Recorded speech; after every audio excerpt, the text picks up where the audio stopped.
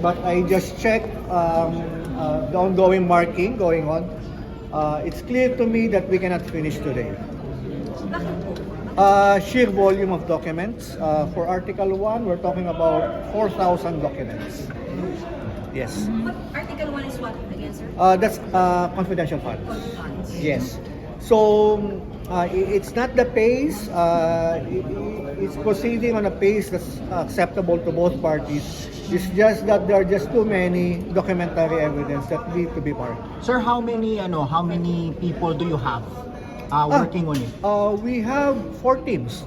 4 teams. We have 4 teams, no? One for each article or No, 2 teams for the 2 articles that are being marked. Because we're done with Articles 3 and 4 last week. So we're doing the marking for the Articles 1 and 2.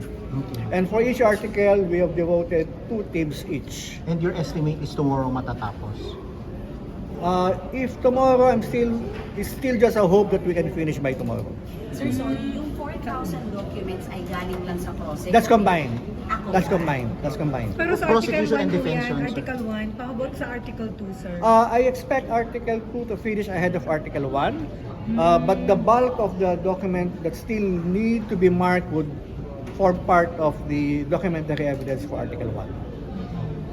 Sorry, anong minamark ngayon, sir, Article Articles 1 and 2. 1 and 2? Yes, and there are 2 teams each. Kasi sabay po naman siya na Yes, marking, sir. yes, So, yes. mauna yung Article 2 matapos. In my estimation, yes, mauna yung Article 2. Mga ilang libo, sir, sa article 2? Hindi ko na mas nag-focus ako doon sa Article 1 kasi yan talaga expected na madami. And true enough, we're talking about 4,000 documents that would have to be marked. Sir, so na yung kanina, Yes. even though with the pre-trial conference, you